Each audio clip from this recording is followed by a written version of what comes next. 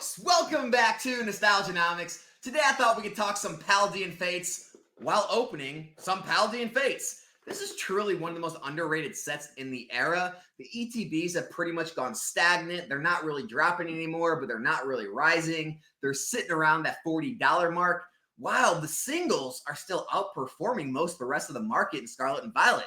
I mean, I don't know if you've been paying attention, but the Charizard, the Bubble Mew, even the Gardevoir and Iono, not to mention the baby shinies like the Pikachu, the Charmander, the Charmeleon, and so many more are actually holding up very well. And actually, they're starting to rebound and rise again, even though the set is so new.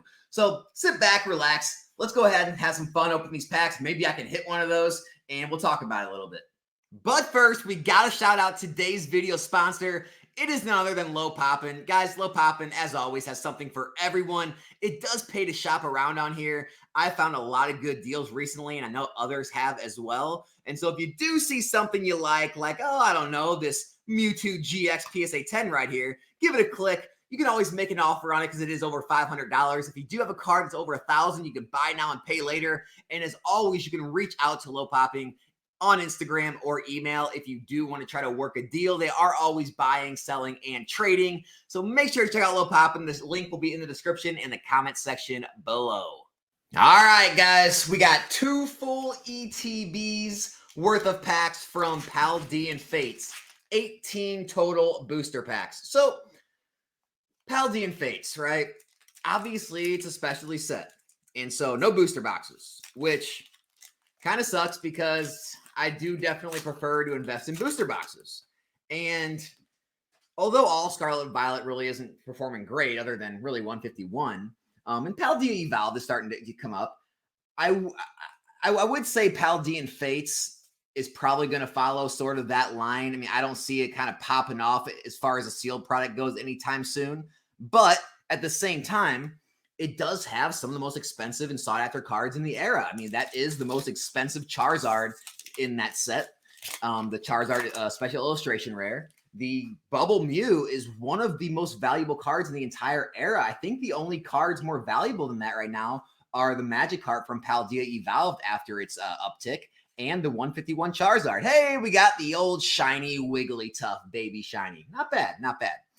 But other than those two cards, the Bubble Mew's right there, and then the Gardevoir and Iono special illustration rares both hold very good value, as well as even the baby shinies, the Pikachu, the Charmander, the Charmeleon, many more. And so, you know, there's really a lot to be had in this set. It's a great set to open, right? These specialty sets that have all these hits, they're really fun to open. Even if you don't get tons of value out of every hit, at least, you know, you have a good time because you're pulling something more than hollows and reverse hollows and all that stuff. But as far as the sealed product goes, right? The sealed product investment, that's what everyone wants to know about. Is this investable? I'll be honest with you guys. Hey, we got the Fortress Ultra Rare, the Terra version, terrestrial version, whatever they call it. You know, I'm not 100%. I'm not 100% sure on that. Is it investable, at least at this point? I actually think there was enough supply printed. I think the cards are probably going to remain, or the ETBs are probably going to remain at a pretty low price in that $40 to $50 range for the foreseeable future. So I don't think there's a rush to get in. I also don't think it's going to drop anymore. I think it's kind of reached its bottom. I don't think it's going to go much lower than the mid or high 30s.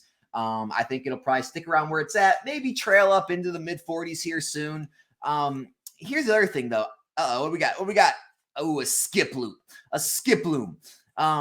I don't really know if we're going to get a reprint anytime soon because I don't know if there's really any reason for it because, you know, Pokemon sees that, hey, we got enough supply out there. It's not getting eaten up and it's not going to the moon. And, you know, people like the set, but at the same time, we printed enough. So I don't know if I'm really worried about a reprint coming.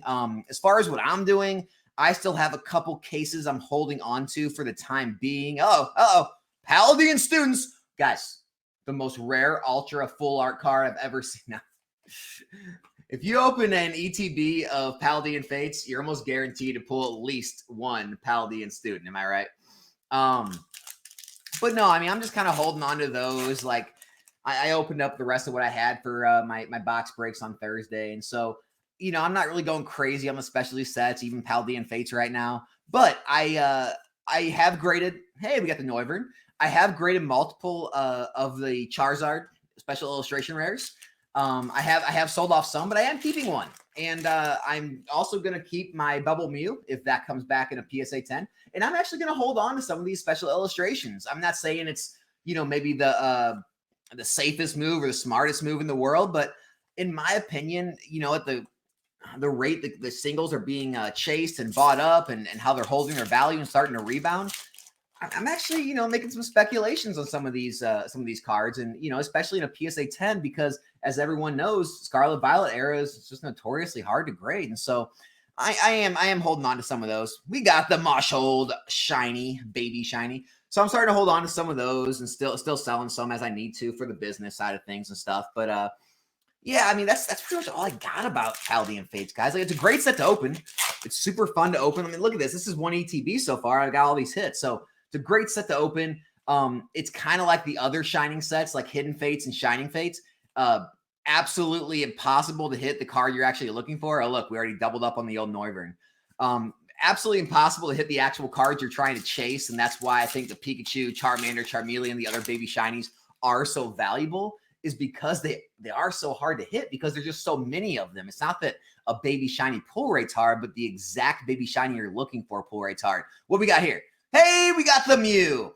This is one of the cards I do feel is undervalued. I understand the full art shinies aren't that hard to hit because there aren't that many of them, but it's still a full art shiny Mew, guys. I still believe this card can do better than it is in the future. Let's see what this one looks like. Let's see what that one. Hey, not too bad. As you can see, it's got the little whiting down there. Yeah, maybe too much to hold it from a 10. I'm not too sure, but not too much value in a 10 right now anyway, so it's not a huge deal. But hey, pulled the Mew. Not bad. Not as good as the other opening, right? Where we pulled the Morty's Conviction out of the first kind of like box break I've done for myself on the channel. So it'd be great if we could pull the Charizard this time. I'm not holding my breath though. Hey, we got the Nimona though. We'll take a full art Nimona. Absolutely. But yeah, guys, I mean, I think it's a strong set. I mean, when you're looking at these specialty sets in Scarlet and Violet, I'll put Paldean Fates against Shining Fates all day long.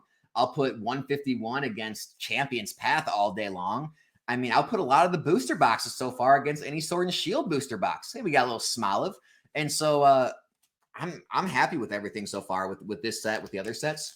It's just one of those things. Like, if you're trying to maximize your returns, I'll be completely honest with you, it's probably not the time, or I don't know if there's going to be a time to move in heavy to Paldean Fates. It's yet to be seen, but I wouldn't do that.